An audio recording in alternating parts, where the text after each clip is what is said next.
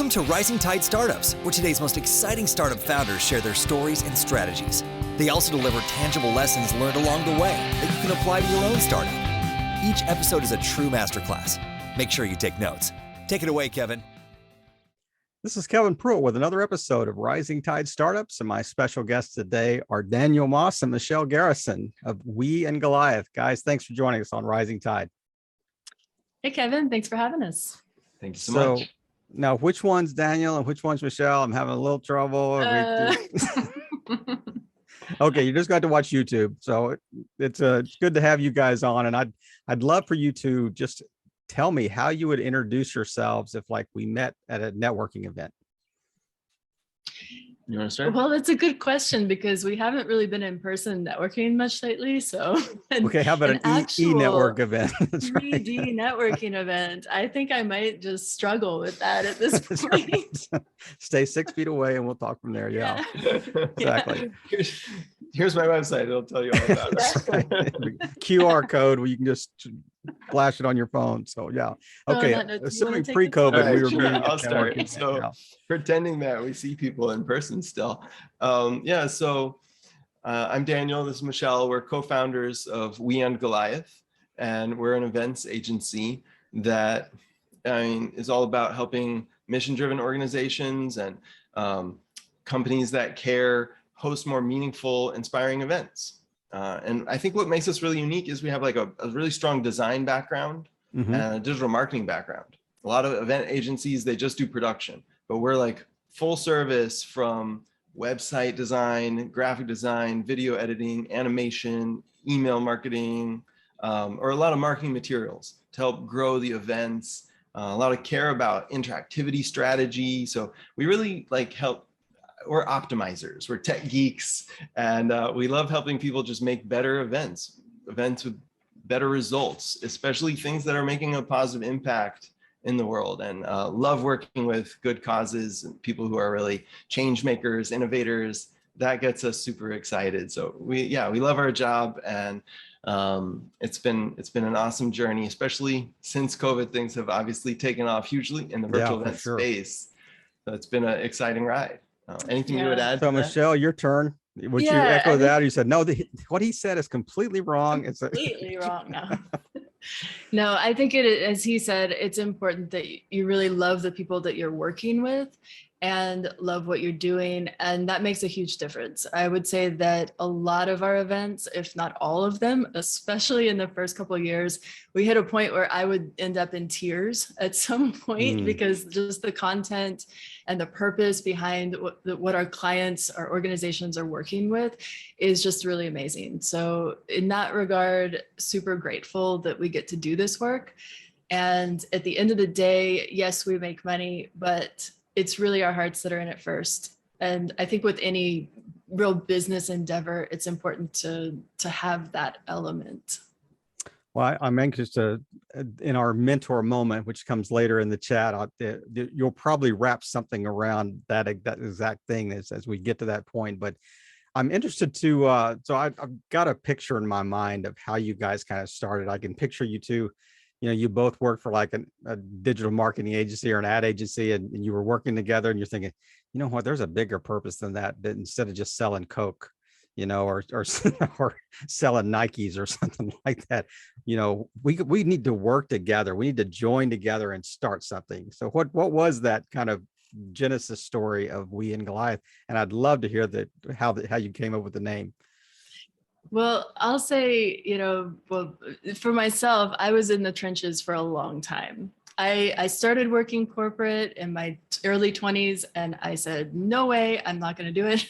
So I gave it up, and I said I would rather live in a tent on the street if I needed to. Yeah. I'm going to work for myself. And so it's been a real roller coaster, like a lot of struggling, a lot of trying to make it.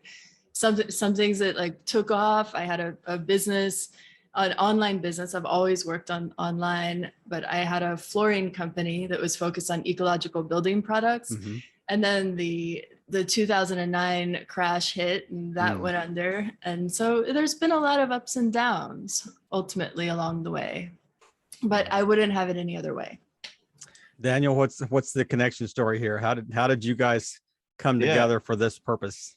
Yeah. So personally, I started with web design in high school in 1999, taught myself how to make websites, got into digital marketing, had a, was a freelancer for a while, had a small business. Then I was a marketing strategist for a national nonprofit for 4 years and sort of almost marketing director role, and did a lot of events there. It was like workshops, tours, conferences, concerts, all sorts of events, with event marketing, also event facilitation, training other speakers.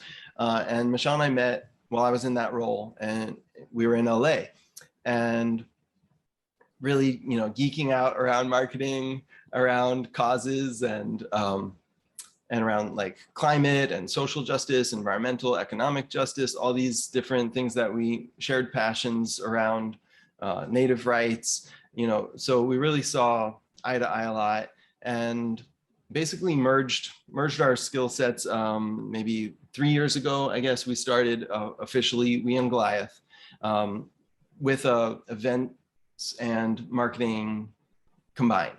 And basically, like, I think our first big event was a hybrid festival. It was like a music and meditation festival. It was a 6-month huge project. We ended up getting 6,500 people out for this first year festival in Denver City Park. And this amazing online partner, we got 308,000 online viewers for this event. In like over 100 countries. There was dozens of watch parties all over the US. I mean, it was a mega campaign. Our partner got Marianne Williamson as a featured speaker. It was an amazing event. And then we got into virtual summits, and all of this was pre-COVID. So when COVID hit, a couple people were like, Daniel, we need you. Michelle, I know I'd say a couple of people, maybe right? more than a couple that called you. Yeah. So we did a few like really early virtual conferences. People who had been taking who needed to take their in-person conference after 10 years virtual. And one person in 3 weeks, they were like, help. And we were able to take them. They got 7 times their attendance after 10 years of in-person, and more than tripled their revenue from this conference right out of the gate in a 3-week turnaround. I mean, and their attendance rate was incredible. It was like 95% of people that signed up attended this event. It was really fun. Yeah, they were blown away. I think cause projects like events for a cause, I think, would tend to have higher commitment rates or viewership of versus registration. But no, go ahead, Daniel. I didn't interrupt. Yeah, sure. So it was a very passionate audience. We got to speak at the event as well about how we did it, right? Like, how do you put on a virtual conference? And so from there, a few big clients called us like, that was an amazing event. How did you pull that off? Let's do that. So it really just blew up from there, and has been growing. We've been building a team, and so having a lot of learnings as we're growing from a small company to a more legit company that has processes, teams, SOPs, onboarding, all those, marketing campaigns, and really getting to put into action a lot of the things that we had learned and geeked about, studied about for decades, but didn't really have the budgets to play with, most of our clients being more smaller non-causes or companies over the years. Now it's like, okay, let's go big. Let's really dive. That's what I was going to ask you about. I mean, like, there's so many people that say, I want to work with things I care about, or causes I care about. I want to help early stage startups or whatever. And over and over again, they say the only problem is they don't have any money. So, I mean, it's like you catch 22. I really care about it, but I care about eating too. So, how do you kind of balance that? I've loved working for freelancers and solopreneurs and small companies in my marketing career, because I just really get into that creative process of who are you? Who cares about you? Who do you care about most? Who can you serve the best? And refining those marketing messages, I think, is the most important thing for a small startup. And maybe I'm getting ahead of myself. That's probably my mentor moment, or one of my tips, core tips, is you can't focus on that enough when you're getting started. Is your message has to resonate, right?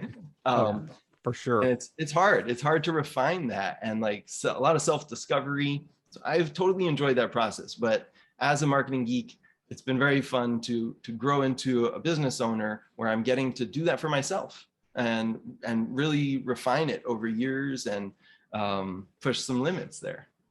There's a famous quote by Mark Twain, I think who said it. He said, I was going to write you a short letter, but I didn't have enough time, so I wrote you a long letter instead. I love that or quote. something like that. So, It's so yeah, I true. understand Yeah. drilling down your message, but Professional Michelle, copywriters say cut it in half and cut it in half again. exactly. It's like niching down as a business owner, trying to figure out what your niche is, make sure, keep do it until it hurts. But Michelle, I'm curious to it's one thing to, start a business on Post-it notes and an Excel spreadsheet. I mean, you guys have grown a team. You've had to do a lot of, you've had to grow up as a company, so to speak. So how do you, has it been just smooth sailing even between you and Daniel to say, not at all. That's my strength, that's your strength, you do that, I'll do that? I'm thinking, wait a minute, you're in my lane here.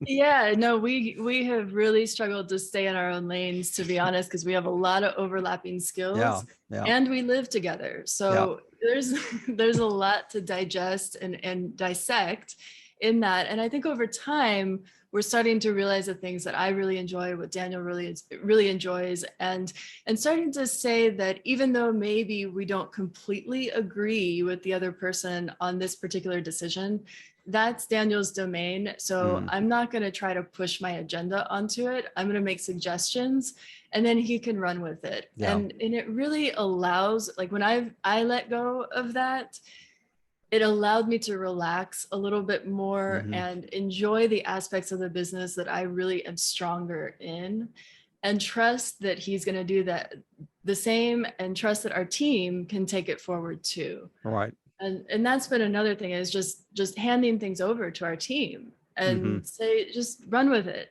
do your best at it. And we'll take a look. Maybe we still have an approval process, but it's nice to be able to see people really rise up on their own. When they take ownership of that, you give them ownership of things and you let them be like champion in their area. But it's so hard to decide between, is that just my preference, or is that like really the way it should be done? I mean, there's a right way and a wrong way, or is it just the fact that I just prefer this style, I prefer this, whatever it is. And I think that's really hard for people that created something. I mean, it's like you birthed something, you're like, I put this into existence, and it's hard to kind of let go of the baby here. It is. But sometimes I ask myself the question, like, is this really important? Is this really relevant? And am I being nitpicky? And how can I step out of it and look at the bigger picture and really let go? Yep. And yeah, that is a struggle. And if you got that figured out, I'll put that in your mentor moment too. we can all benefit from that. But tell me about the name. How did you come up? Because I would be thinking like we versus Goliath here, or something like that, versus we and Goliath. Well, it took us a long time, to be honest. We went through a lot of ideas and iterations of different names. And part of it is just finding the right domain these days, because it's really hard to find a domain that matches your name. Right.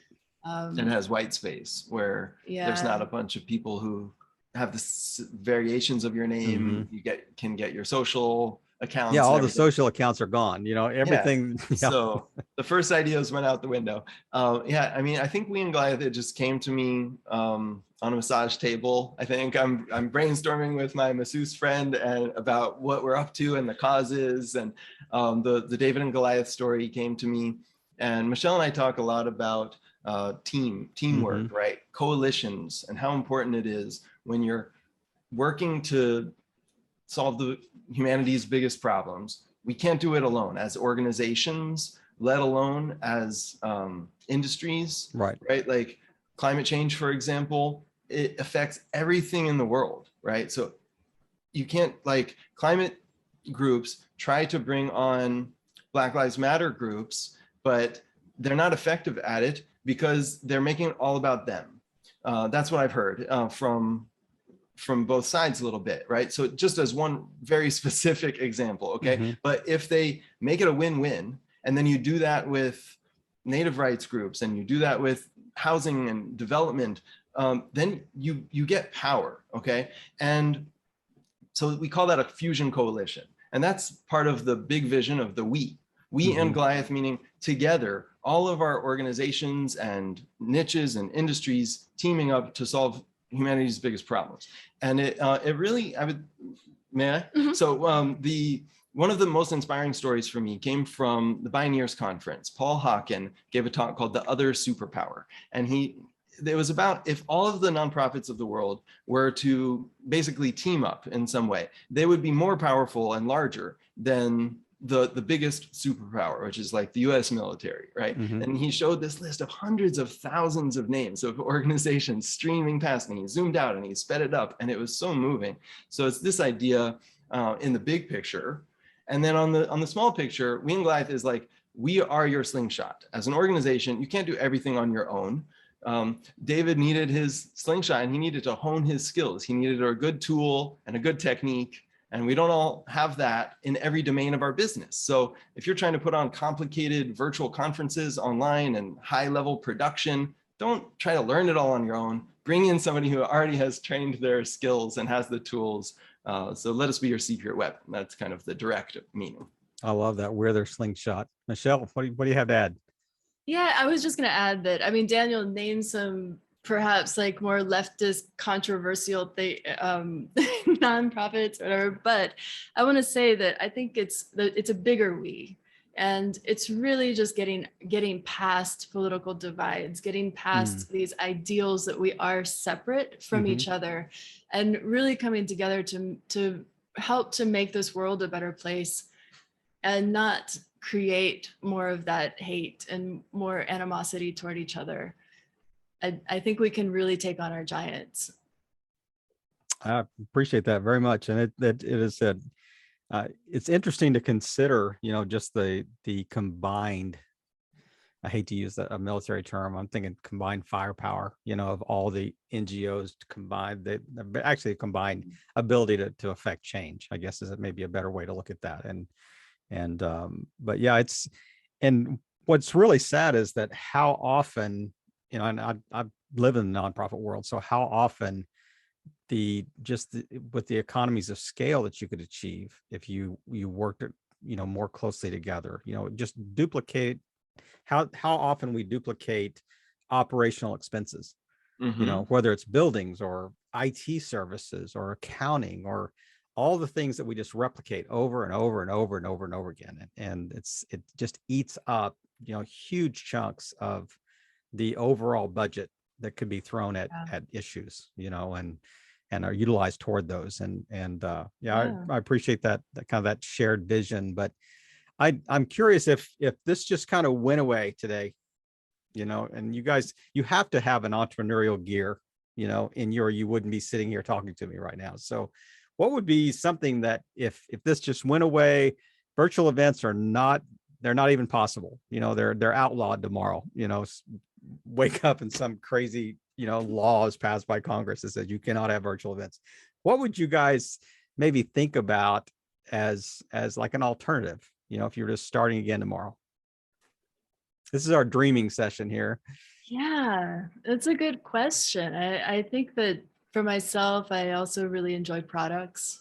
I think that with services, it can become more complex working with clients. We customize a lot of our events and our services based on the client need.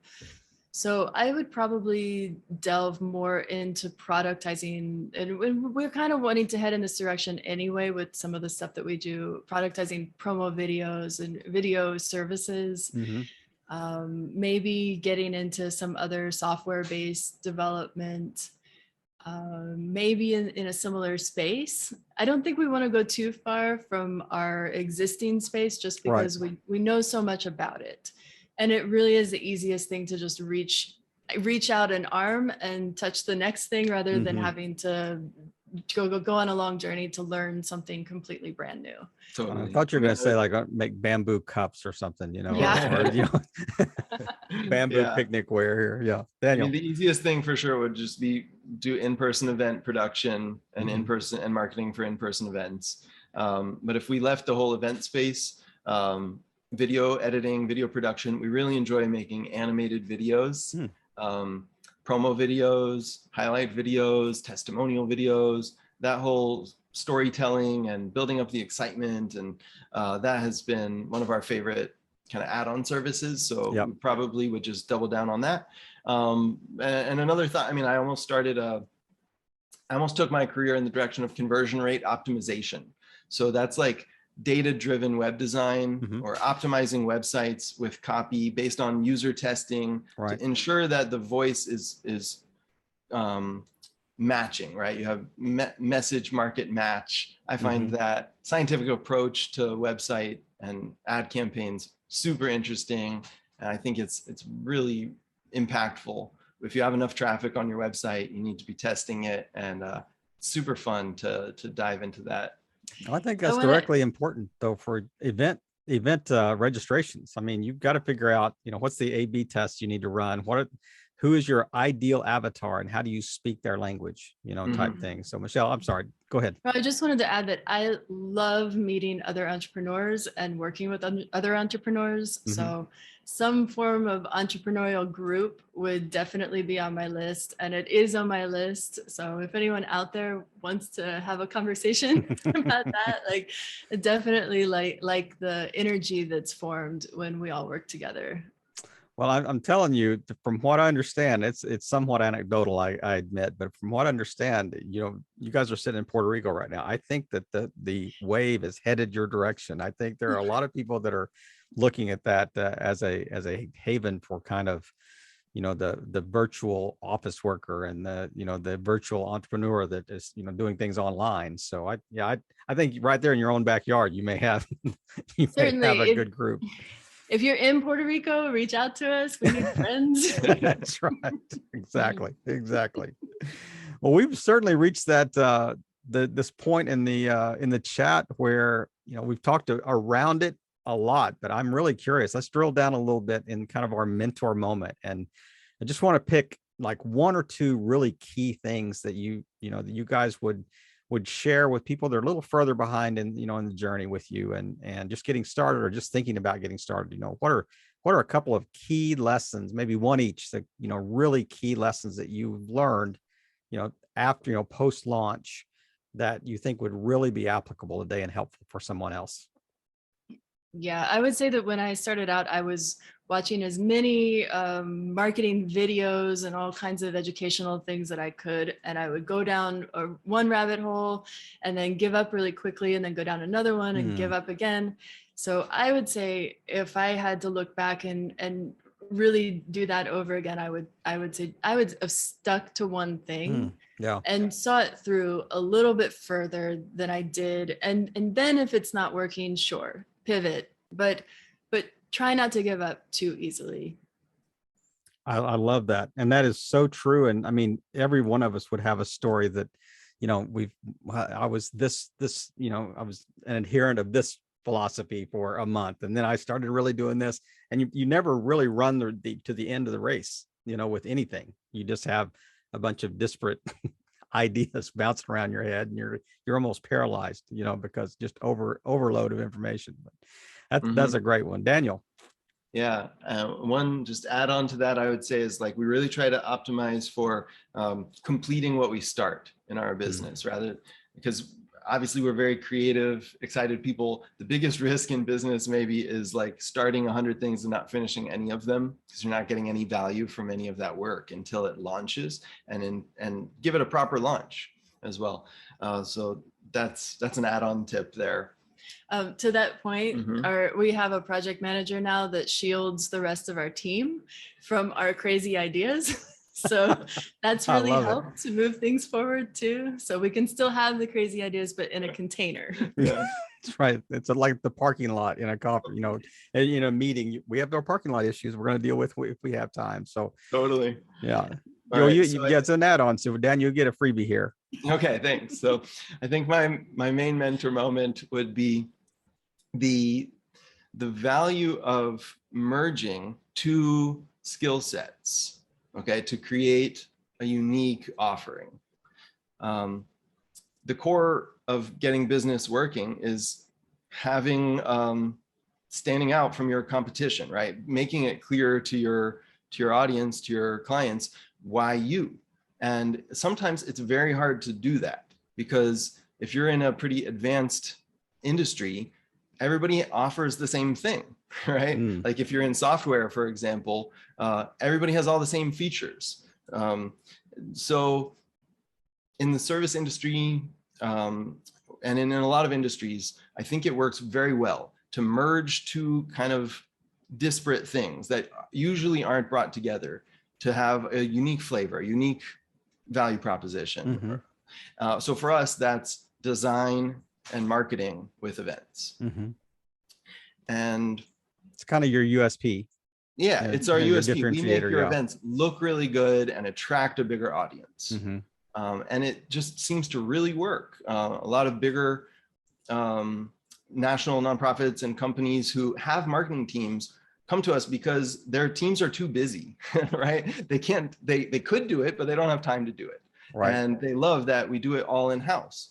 I'm sure there's some other agencies out there that do that, but our clients say like, they just love our design. They love how flexible we are. And, that's just our background. We're designers and marketers and event people. So it made sense to bring those together. So think about your unique skills, your passions, how they can overlap in a way where there's real demand, and follow that demand. I'm going to add to that just that we could, you don't have to have both avenues in your own brain. You could find a partner that you can really merge with, and it works. Yeah.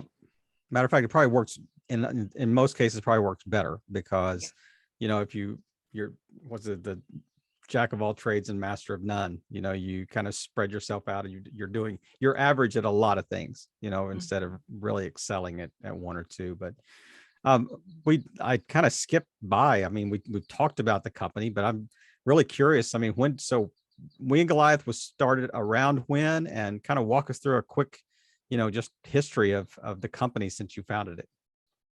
You and me. Oh, I'll start. So Daniel, was working in digital marketing and design strategy for a long time. I was also doing graphic design and online business essentially, but my background is in community development. That's where I really started. So when we started We and Goliath, we had already been in the industry for a long time. So we were essentially doing the same thing under a different name. Right. And that started about 3 years ago now. So when we merged together, though, it was really synergistic because both of us have this passion for what we do, and we get to live with each other, and we get to really brainstorm. Like our foreplay is brainstorming business, essentially. Like we're really passionate about this stuff, and we really get into it. So I mean, We and Goliath was essentially born from our passion for just not only doing good for other events, but also just getting our, sorry, I just spaced. Do we gotta cut that? Okay.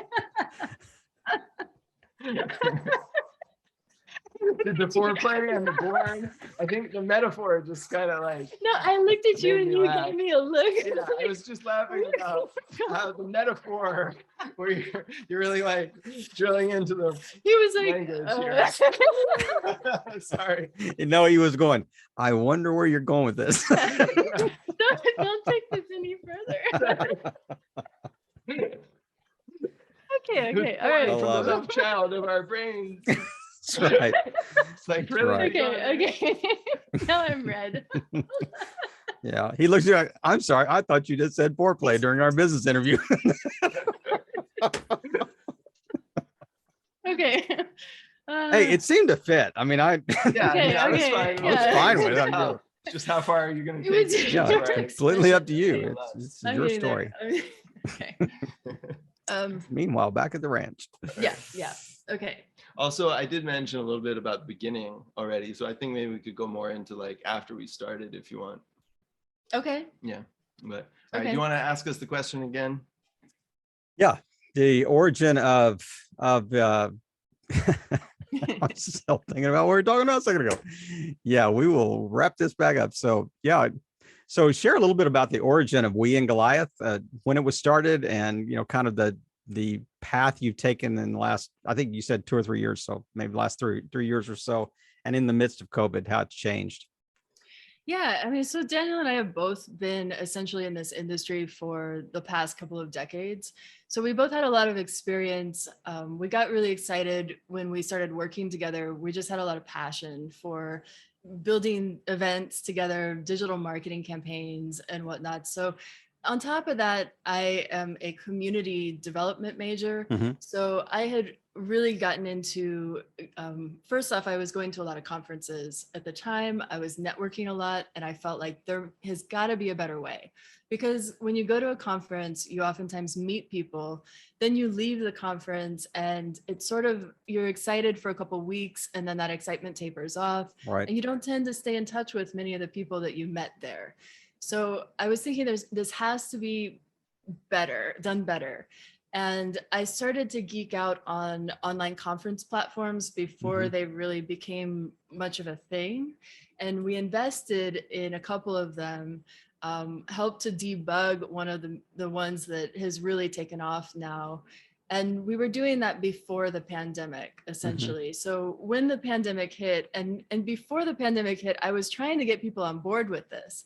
And Right. they were essentially saying, oh, this is very underwhelming to be online. This is not very exciting. Mm. And then when the pandemic hit, it became a necessity, Yep. and people had to experience it for themselves. And yes, there were some mixed reviews, of course, but ultimately we found out how to make them more exciting, more engaging, and ultimately people still want to do them even now that people are meeting in person. I was going to ask you that. I mean, I have a feeling that there's still going to be a demand for online. I mean, just for location purposes, for people that, you can be anywhere in the globe and kind of, log in and be a part of a conference that you may not be able to spend $3,000 to, to fly to somewhere for a week, type thing. So, Yeah, yeah. there's tons of benefits to it, and at the same time, I mean, we do talk about virtual a lot, but we do a hybrid as well. Mhm. So we can, we can bridge both of those worlds together. And now you've built a team around what you guys are doing, and I'm assuming the team is all distributed. Yeah, so we started hiring locally. Even though we were a virtual agency, we just thought it would be fun to work in person with people. And we really found it worked better to just broaden the search nationwide, globally, find the best talent anywhere, because we could. Right. And so the team has shifted a little bit in that regard. Really just go for A players, find people, hire people who are better than you at what they're doing. That's really the motto there. Kind of Steve Jobs. Yeah. If you're the smartest person in the room, you're in the wrong room. Yeah.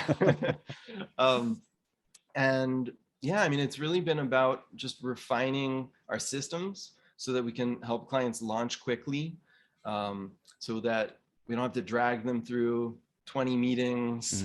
There's a lot of stuff that goes into a big, like a multi-day, multiple simultaneous virtual event with promotion, with pre-records, breakout with video rooms, editing, breakouts, so much stuff to plan. So we've created all sorts of systems to speed up the decision-making process, to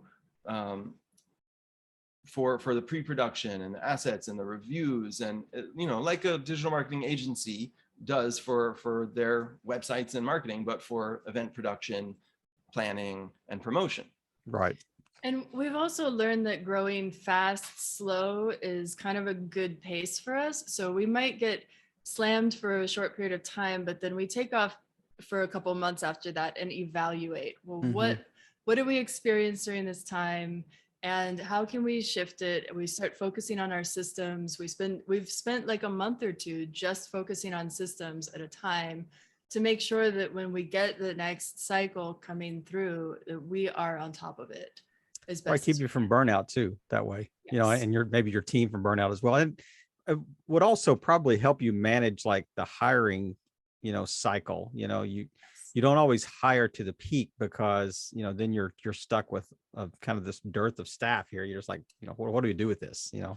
We're just have people sitting around for a couple of months, that are not being used. And then you end up saying, okay, is that kind of these freelancers? Are we working with contractors? So that creates its own new set of problems. But For I sure. mean, it's been really good to connect with you guys today and just kind of hear your story and just really hear I think that, you had the perfect storm, of timing, kind of to put things in motion right before COVID, because I have a feeling that has really kind of given you a jump start, and kind of laying a really good foundation for We and Goliath. But is there anything that we haven't asked about or we just haven't touched on you just like to wrap us up with, and then just tell people where the best place to find you online? Yeah, sure. I mean, well, one thing is we're really proud that we just won 5 awards with Eventex. It's probably the top awards for the event industry. Congratulations. Top virtual cause event, social good event, like 3rd for overall virtual conference. Wow. Beating out or outranking Microsoft and Google in some of their events. And so that was a big honor. We've worked with amazing clients that have put a lot into their events as well, but we've been able to raise over $1 million in individual fundraising campaigns for 2 clients, helped people 2x, 5x, 7x their attendance. And it's been an awesome journey. So we're grateful for that recognition. And it's really motivating us to keep being really results focused with our clients. Like, how can we keep getting bigger, better results for attendance, for interactivity, so that it moves the needle for our clients' goals. So great testimonial too. Certainly great testimonial. Michelle, wrap us up and tell us where to find you online. Anything else you want to add? I just want to add that, it's a tough journey being an entrepreneur. It is not an easy road. It's a road though that's really worth it. If rewarding, but not for the faint of heart. Exactly. And just stay persistent. Don't be hard on yourself. If you need a break occasionally, if you just need to just scream into a pillow every once in a while, it's all right. Give yourself permission to fail and don't be afraid to try. And even as it applies to events, experiment, have fun with it, enjoy it. Like, if you are starting with a nucleus of 2 to 5 people on an event and it's just the most magical thing ever, that's okay.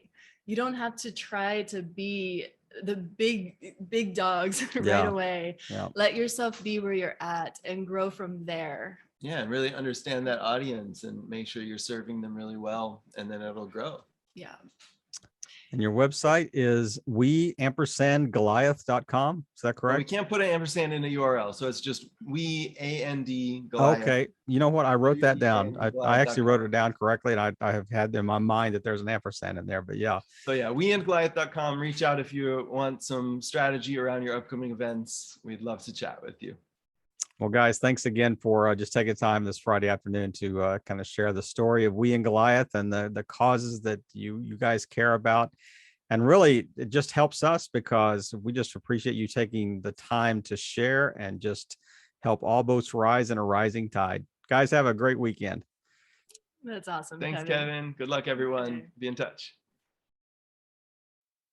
Another episode in the books. We hope you heard some great takeaways. Don't forget to subscribe and leave a 5-star review on iTunes and YouTube. As always, thanks for listening to Rising Tide.